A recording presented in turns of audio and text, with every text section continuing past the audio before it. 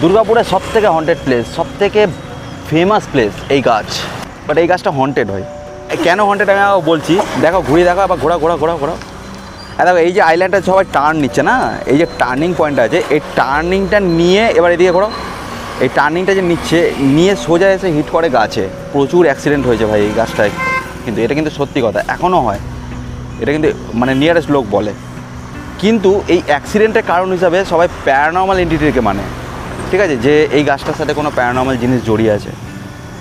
Normal একটা কথা বলছি ভাই, তোদের এই কুসংস্কার, তোদের এই ডরপোক জিনিসে, তোদের এই প্যারানর্মাল এন্টিটিতে টিএলবি মুতে সিস্টেম পার দেंगे।